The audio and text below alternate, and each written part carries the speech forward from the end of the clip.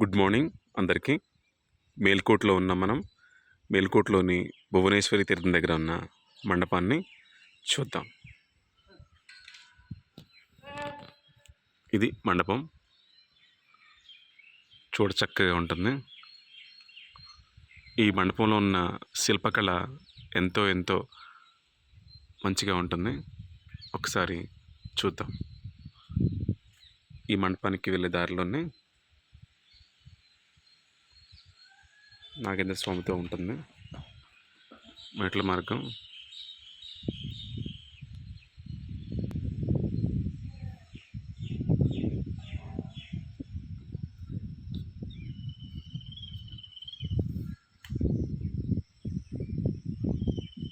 పైన చూడండి ఎంత అద్భుతమైన డిజైన్.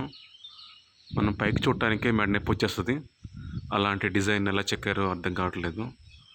నిజంగా పాతకాలంలో మనుషులు, రాజులు దైవ సమానులు.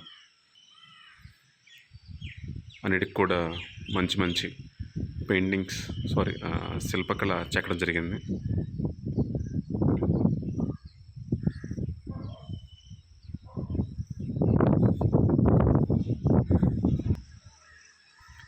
ఇక్కడి నుంచి యోగా నరసింహస్వామి వారి దేవాలయం. చెప్పినట్లు మేల్కోట్లో 2 ప్రధానమైన దేవాలయాలు ఉంటుంది. ఒకటి చిలువ నారాయణ స్వామి వారు, 2 యోగా నరసింహస్వామి వారు. చిలువ నారాయణ స్వామి వారు ఈ మండపానికి ఎదురుగా ఒక 1/2 కిలోమీటర్ వెళ్తే స్వామివారి దేవాలయం వస్తుంది. రెండవది కొండపైన ఉన్న యోగా నరసింహస్వామి వారు. ఈ 2 దేవాలయాలు కూడా అతి పురాతనమైన దేవాలయాలు, స్వయంభూ దేవాలయాలు. వీటిని రామానుజుల వారు మరలా పునరుద్ధరణ చేశారు. పాతకాలంలో మహమ్మదీయుల దండయాత్రకు గురైనప్పుడు రామానుజుల వారు మేలుకోటలో 12 ఏళ్ళు ఉండి ఈ దేవస్థానాలని రెండింటిని కూడా మరలా ఆయన జీవోద్ధరణ చేశారు. జై రామానుజ, జై జై రామానుజ.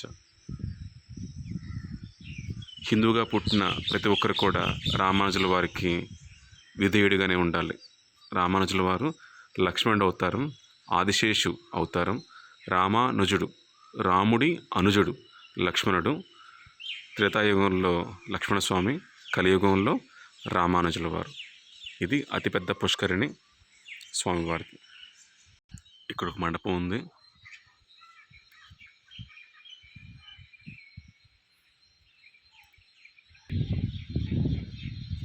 చెప్పినట్లు మేల్కోటి రావాలన్నా, మేల్కోటి చూడాలి అన్నా కూడా స్వామివారి అనుగ్రహం ఉంటేనే తప్ప మనం చూడలేం. తప్పకుండా మీరు కూడా రాండి, మేల్కోటిని దర్శించండి. మండపం చుట్టూ అద్భుతమైన దేవాలయాలు, కానీ పురాతన సంపదని మనం కాపాడలేకపోతున్నాం. దేవాలయాలకి రావటం, దేవాలయాలను పట్టించుకోవటం మానేసాం. ఇది ఎన్నో వందల ఏళ్ల చరిత్ర కలిగిన దేవాలయం.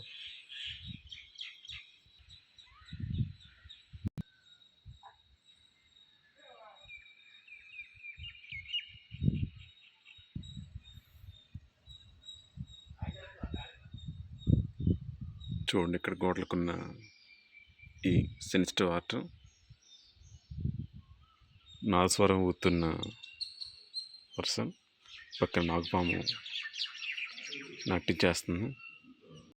మరో అద్భుతమైన శిల ఇక్కడ కూడా సేమ్. సో ఇది డిఫరెంట్. నాదస్వరం ఊతున్నారు ఇక్కడ. ఇది ఇంకొకటి.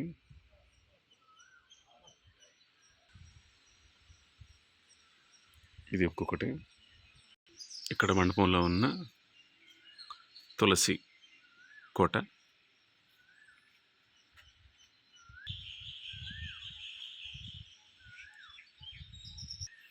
ఇది టోటల్గా కంప్లీట్ ఈ కళ్యాణి తీర్థం గురించి. తప్పకుండా మీరు కూడా మేలుకోటి రండి, దేవాలయాలని పరీక్షించండి. ఈ దేవాలయం తిరుమల దేవాలయం కన్నా కూడా అతి పురాతనమైనది. ఇక్కడ మనం ఓం నమో నారాయణాయ అని అంటాం. తిరుమలలో గోవింద గోవింద అంటాము. ఈయన స్వామివారికి, మన వెంకటేశ్వర స్వామి వారికి అన్నయ్య అంటారు. సో అంటే నేను ఆలోచించు, అతిపెద్ద దేవాలయం. ఇక్కడి నుంచే రామానుజుల వారు తిరుమల దేవస్థానాన్ని అక్కడ పండితుల్ని నియమించారు. కంపల్సరీ మేల్కోట రండి, మేల్కోటని దర్శించండి.